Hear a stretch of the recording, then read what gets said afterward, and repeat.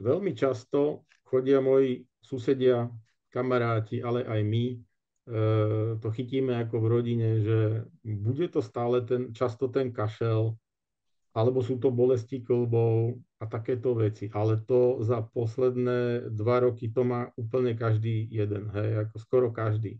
Keď nekašle, tak ho aspoň bolia kosti kĺby. Čo je katastrofa? No, ja mám o tom, ako tie mykoplazmy, ktoré aj toto oni spôsobujú, svoj názor a nie je to jednoduché sa tomu vyhnúť, lebo všetci sa pohybujeme vo vzduchu, chodíme do prírody alebo do mesta a bohužiaľ tam všade to môže byť aj v tom povetrí. Co Hej. třeba, co třeba může způsobit ta mykoplazma? Mykoplazma robí najčastejšie bolesti klbov Mhm. medzi kostiami, medzikostné proste tie I na rukou? všade, najmä nohy, hej. To je jedno, či je to dole, či je to bedro, alebo ruka, lakeť, idú tam. To je jedno z tých vecí, alebo kašel. Hej. Len tá mykoplazma bola patentovaná v americkom priemysle vojenskom a odtedy si myslím, že to není, je to baktéria, ale nedá sa zničiť antibiotikmi. Hej, čiže je tak odolná, že ako keby si niekto robil tým, že nás posýpa, vlastne vyrábal svojich ďalších klientov, ktorí prídu do lekárne a potom si na to, čo na nás padlo, predávajú lieky. Hej, ako to je môj názor. Takže proti tomu sa ťažko bojuje a vravím, že toto ani antibiotika na to nezaberajú. Hej.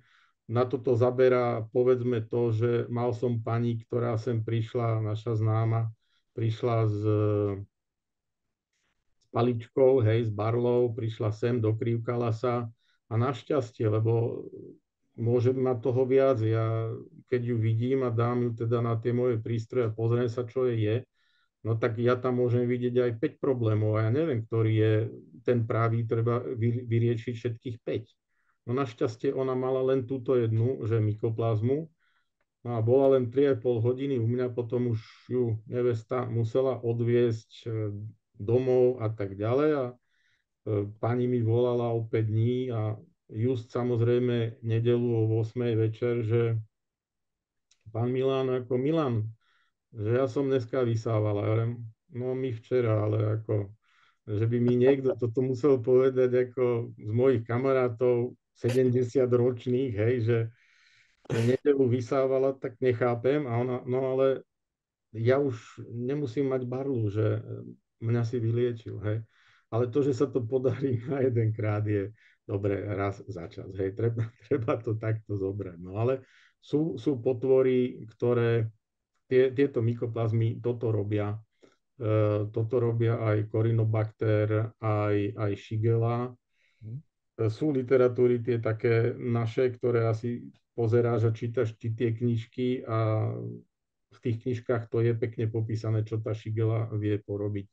Okrem týchto vecí, že bolesti ako s mykoplazmou, ona najmä ide, podľa tiež doktorky Clark, ide po nervových vláknach, po nervoch nášho tela.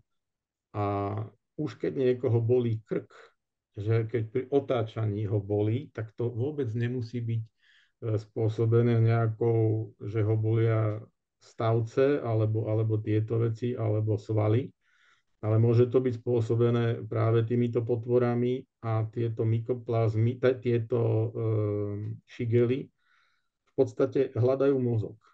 Pochádzajú z mlieka pôvodne, ale vždy idú v tele tak, aby našli mozog u niekoho. No a my z toho mozgu máme nejaké drôtiky, tie drôtiky sú naše nervy a oni na tých nervoch Drotíky, myslíš drátky?